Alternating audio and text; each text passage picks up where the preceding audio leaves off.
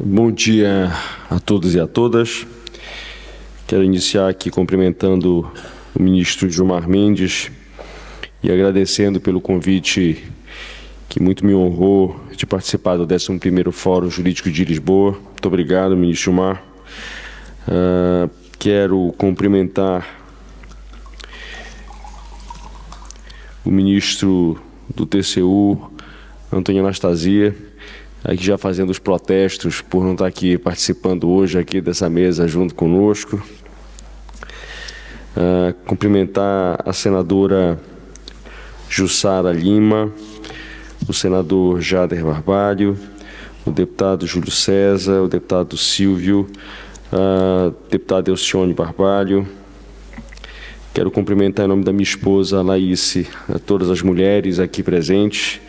E diante de um tema tão importante, doutora Gabriela, que a parabenizo, quero cumprimentar a todas aqui que fazem parte do nosso fórum, ao conselheiro Fernando Ribeiro, quero cumprimentar ao doutor Rafael Carvalho, que é o coordenador da pós-graduação do Instituto Brasileiro de Ensino. Obrigado, doutor Rafael. Aos nossos secretários de Saneamento Ambiental, Leonardo Pisciani, e ao secretário de Desenvolvimento das Cidades, o Tomé, Carlos Tomé, e quero cumprimentar todos os que nos assistem online. O tema da responsabilidade socioambiental diante da construção das cidades brasileiras é um tema fundamental. Inicio dizendo dos desafios que nós temos para poder, dentro das nossas cidades, doutor Rafael, cumprir com o que diz todas as ODS feitas pela organização, pela ONU, é um desafio muito importante. O presidente Lula, Rafael, tem falado, por onde tem passado, que o Brasil vai fazer o seu dever de casa em todos os aspectos na questão ambiental. Mas nós precisamos entender que, para que nós possamos, para que isso de fato seja sustentável, nós precisamos resolver os desafios que nós temos nas nossas cidades e no país. Quando a gente fala na questão socioambiental, é importante a gente ter em mente que nós não podemos falar isso sem tratar, por exemplo, da questão do saneamento básico, da questão de como as pessoas vão se locomover, da questão da habitação digna e com qualidade. São desafios que estão dentro das nossas cidades. E para que a gente possa, de fato, para que possa ser, de fato, sustentável, tratar da questão socioambiental, nós precisamos falar das pessoas. E para isso que o Ministério das Cidades ele foi recriado. Passando a falar de cada um desses temas que eu pedi aqui licença aos senhores para fazer esse comentário prévio, é muito importante se ter, por exemplo, que essas ações estratégicas, como a questão da habitação, do Minha Casa Minha Vida, por exemplo, quando nós chegamos ao Ministério das Cidades, nós encontramos 186 mil unidades habitacionais contratadas. Dessas 186 mil, doutora Gabriela, nós tínhamos 83 mil unidades habitacionais que estavam paralisadas. Essas unidades habitacionais eram unidades de 2010, algumas de 2008, que vieram se arrastando ao longo do tempo. E a primeira ação que nós fizemos foi retomar essas obras. Nós já retomamos, ministra Anastasia, mais de 15 mil obras e no segundo semestre a nossa previsão é que a gente retome mais 25 mil dessas 83 mil obras paralisadas. Nós já entregamos cerca, ministro Gilmar, só nesses primeiros 6 meses, nós já entregamos cerca de 10 mil unidades habitacionais dessas do Minha Casa Minha Vida. Fora isso, fora a questão da retomada e das entregas, que nós estamos fazendo isso semanalmente, na próxima sexta-feira mesmo estaremos lá, Alexandre, lá na sua terra, lá no Rio Grande do Sul, lá em Viamão, vamos entregar lá algumas unidades habitacionais, junto com o presidente Lula. Nós já retomamos as novas contratações, já se iniciaram. E aí, senador Jader, a gente precisa cumprir esta meta, porque o presidente nos deu uma meta muito ousada, que é uma meta de 2 milhões de unidades habitacionais nos próximos 4 anos.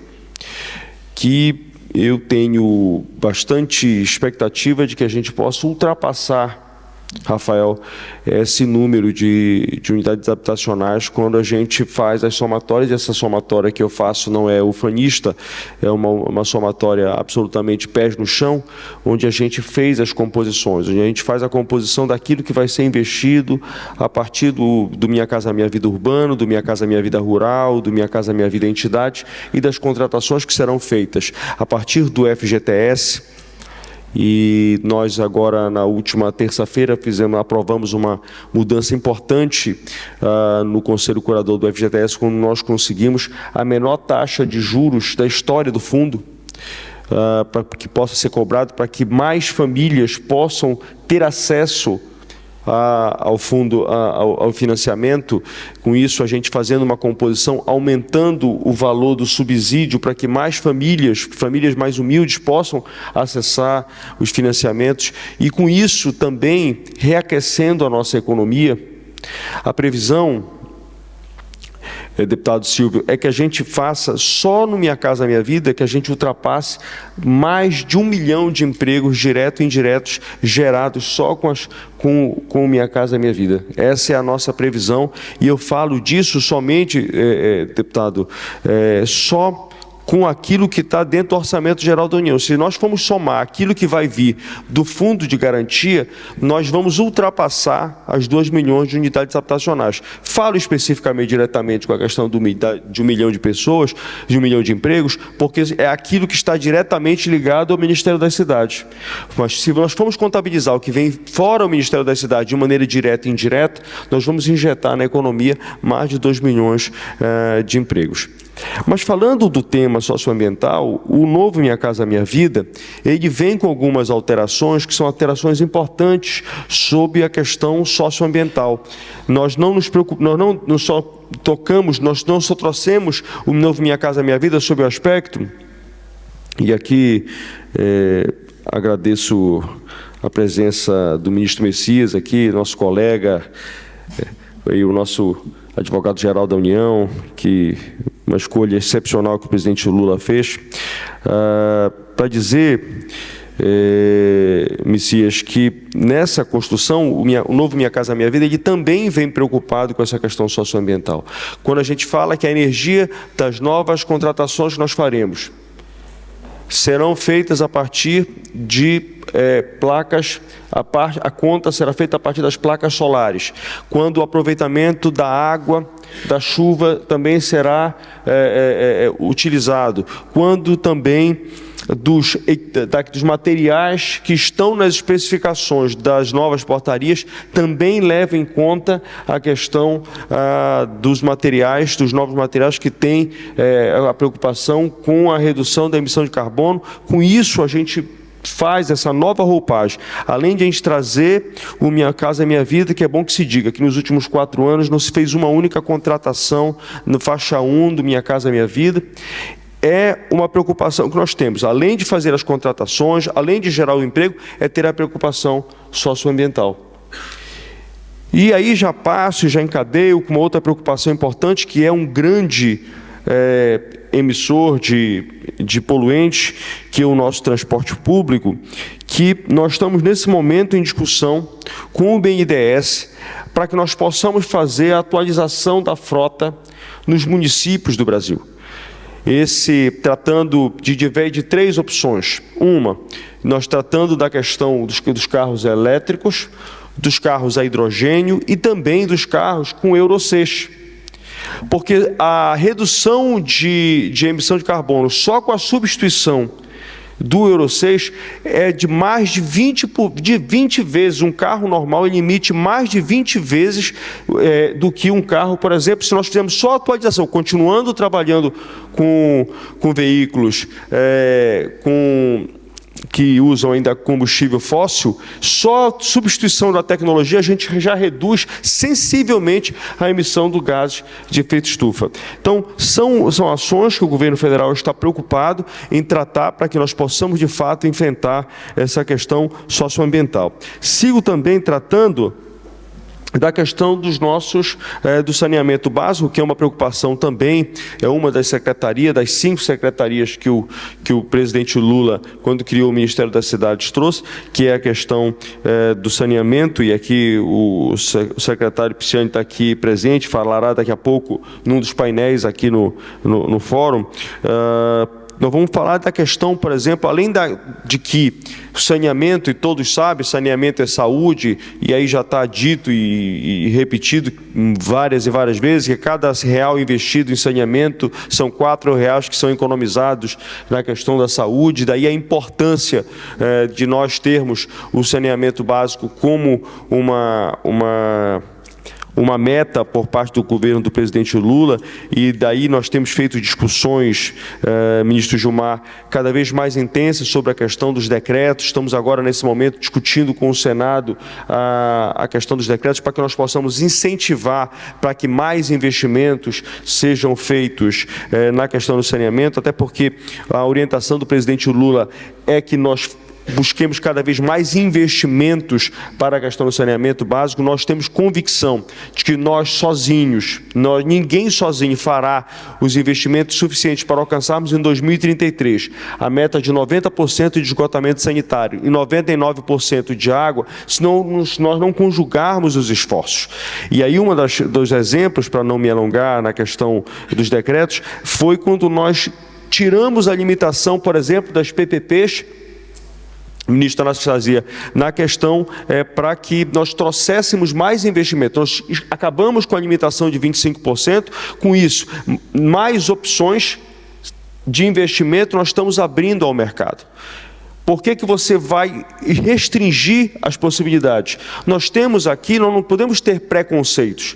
Em diversas áreas, e aí eu posso citar aqui N exemplos de empresas privadas que prestam bons serviços e empresas privadas que não prestam bons serviços, como também empresas públicas que prestam bons serviços e também empresas públicas que não prestam bons serviços. Então nós precisamos, na verdade, o quê? É ter o bom serviço. O objetivo do governo federal é incentivar o investimento. Não importa de onde o investimento ele venha, ele precisa acontecer. Até porque eu tenho usado um exemplo prático que naquilo que a iniciativa privada puder estar, ela deve estar, e esse é o incentivo do governo federal. Mas nós não podemos esquecer, deputado Júlio César, que, por exemplo, lá no seu Piauí, para fazer uma adutora, para chegar numa pequena cidade de 5 mil habitantes, só o governo tem essa iniciativa. Por quê? Porque essa operação nunca vai ficar de pé. Por isso que é importante conjugar os esforços. Cada um com o seu papel, a iniciativa privada com o papel dela e o serviço público com o papel dele. Sem nenhum preconceito. Se nós formos pegar, por exemplo, exemplos da Sanepar, por exemplo, no Paraná, que presta um excelente serviço de prestação na questão do saneamento básico, como a Saneago lá em Goiás. Como tem diversos serviços que estão prestados pela iniciativa privada de altíssima qualidade. Então eu acho que existe gente boa em todos os segmentos da sociedade, nós não podemos ter preconceitos, não devemos brigar, nós devemos, na verdade, incentivar para que mais investimentos ocorram, porque se esses investimentos não ocorrerem, nós não cumpriremos a meta em 2033. Agora, falando especificamente da questão do saneamento, quando nós falamos da questão da responsabilidade socioambiental, temos que falar e temos que cada vez mais incentivar. E aí é papel do governo federal de incentivar a partir do BNDES, a partir do Banco do Brasil, a partir da Caixa Econômica Federal e a partir das ações do Ministério das Cidades, por exemplo, para que as usinas, para que nós possamos utilizar os nossos aterros sanitários para que gerem energia. E com isso, obviamente, além de criando um movimento de virtuosidade na operação, onde a venda desta energia vai pagar a operação do aterro sanitário, como também a gente contribui com a questão do enfrentamento da questão dos efeitos climáticos. Avançando, um outro ponto que eu acho que é importante e fundamental, que é uma das outras secretarias, que é a Secretaria de Periferias, ministro Gilmar, que nós vimos agora em São Sebastião, por exemplo, o que ocorreu, e aí é importante que todos nós tenhamos a responsabilidade de que a questão dos efeitos, de todos os efeitos climáticos estão cada vez mais frequentes, e aí a importância quando dentro da Secretaria de Periferia nós vamos tratar da questão das encostas, da questão das áreas de alagamento, quando, por exemplo, nós vamos tratar na questão de nos antecipar, agir de maneira preventiva, e isso está dentro da Secretaria de Periferias, está dentro do Ministério das Cidades, para que nós possamos não continuar a ver, ano após ano, casos como que aconteceram lá em São Sebastião. E quero aqui também lembrar que em 2025, nós, lá na minha cidade, em Belém, nós vamos realizar a COP30, e aí o presidente Lula, na sua imensa sabedoria, tem falado aos chefes de Estado da importância de que nós não podemos tratar da Amazônia sem, de fato, conhecer a Amazônia. Não ver a Amazônia só pela opinião de alguém, ou de um livro, ou de um documentário que assistiu. É importante que os chefes de Estado, é importante que aquelas pessoas que são decisores da questão climática, que eles vão até lá, para discutir a Amazônia a partir do que eles vão ver em loco, entendendo o tamanho e os problemas que a Amazônia tem, como também as suas potencialidades. Lembrando sempre que para que nós possamos resolver a questão ambiental na Amazônia, é importante que se entenda que, se não resolver